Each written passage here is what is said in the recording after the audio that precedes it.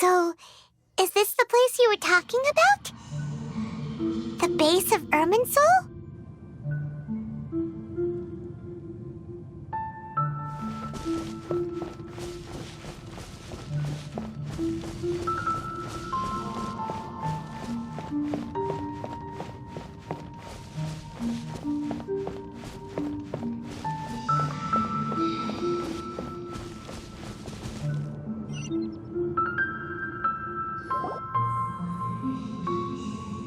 Well, this is the place.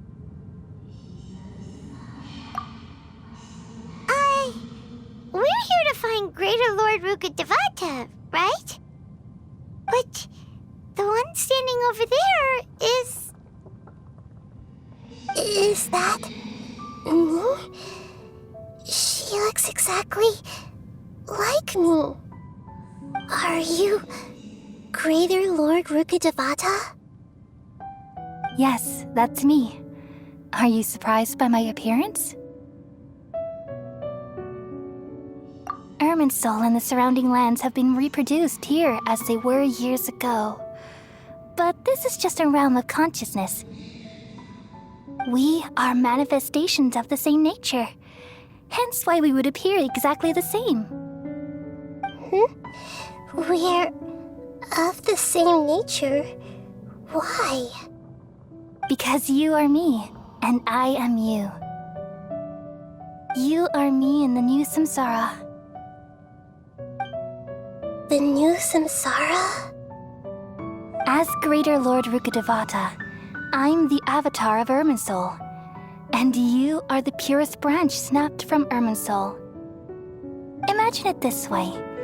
Even if a tree dies, its branches will eventually take root and grow, continuing the tree's life in another form. I'm merely the remaining consciousness of Greater Lord Rukkhadevata. The real me has presumably died a long time ago.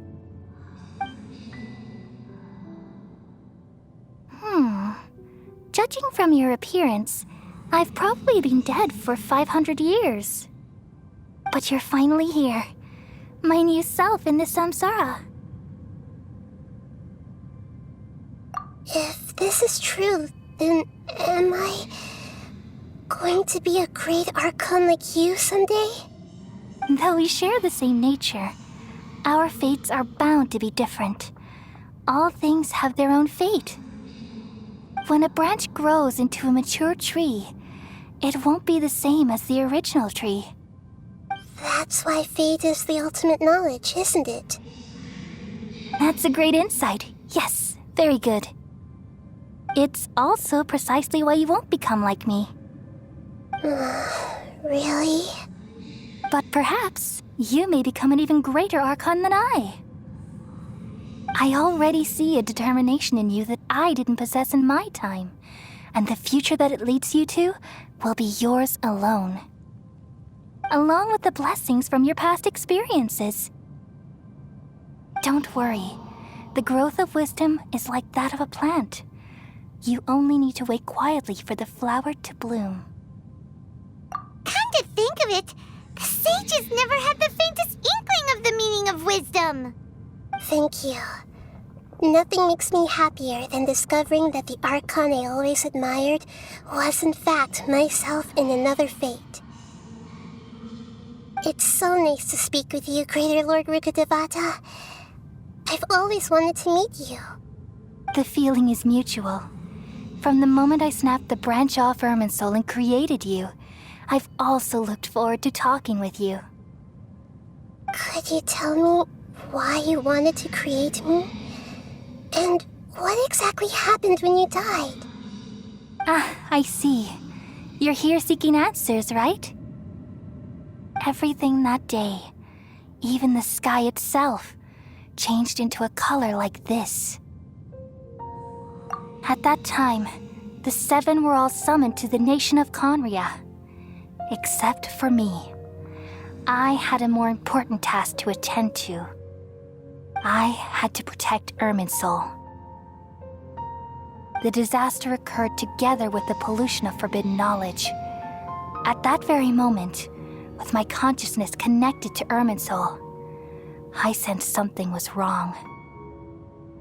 The pain started to torment my mind. By the time I reached Irminsul, it was already displaying signs of corruption.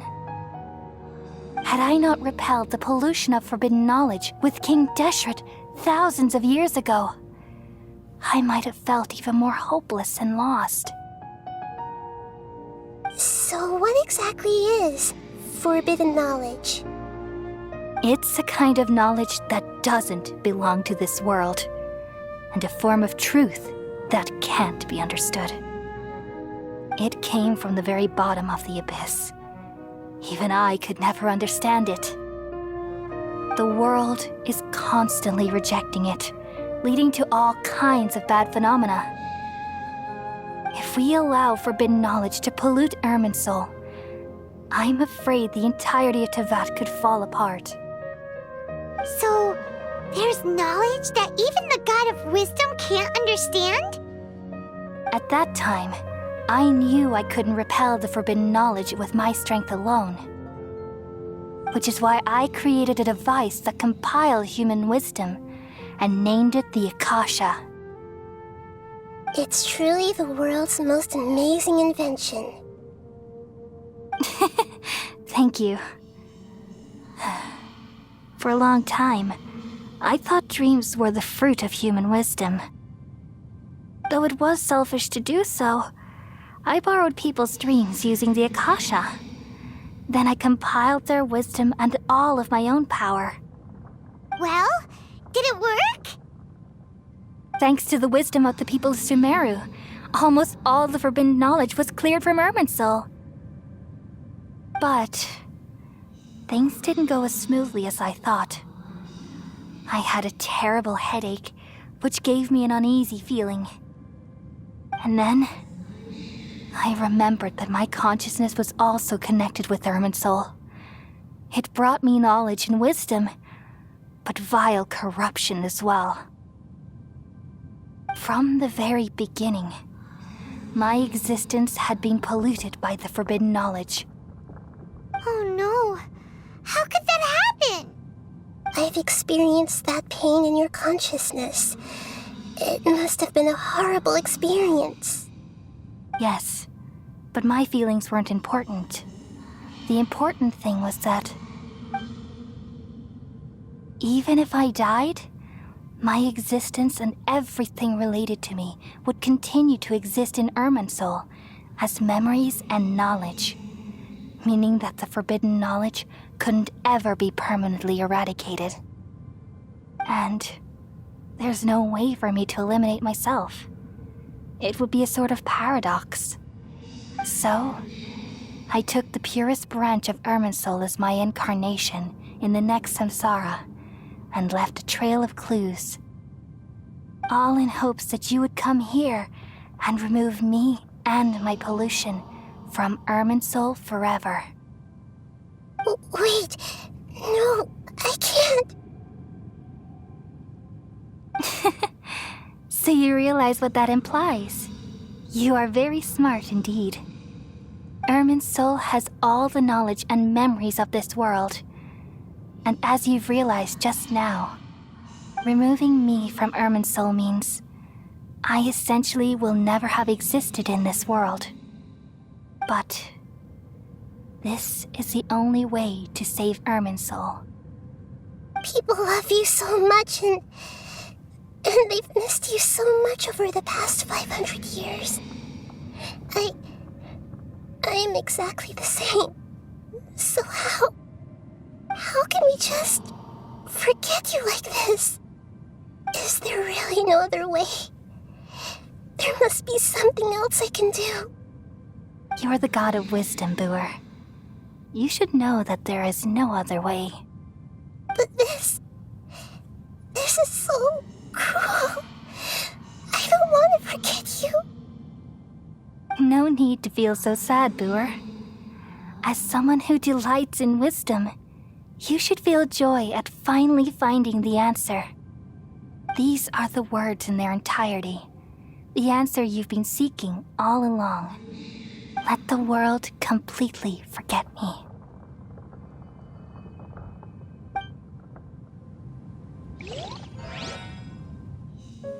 We all nestle under the great tree of wisdom, peering out to perceive the world.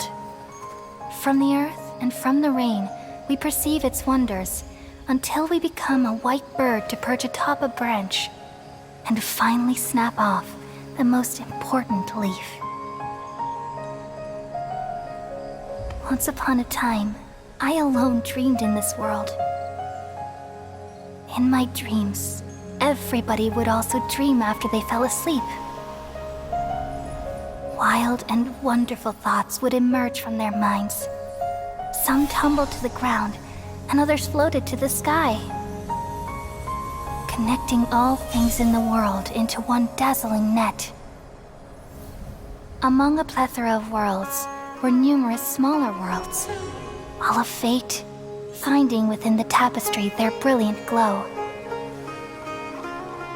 I gradually understood that these indescribable and constantly changing things are the most profound things in the world. Only they can completely repel the madness. Only dreams can awaken consciousness from the deepest darkness.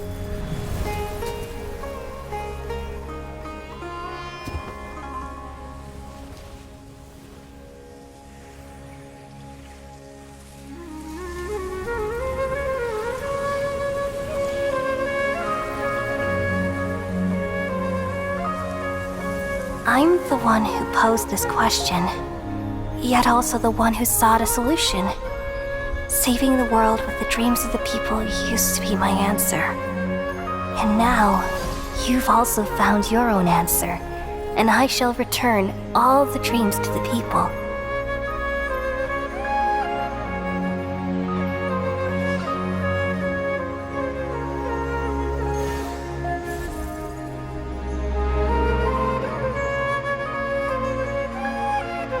Goodbye, people of Sumeru. May you be blessed tonight with the sweetest of dreams.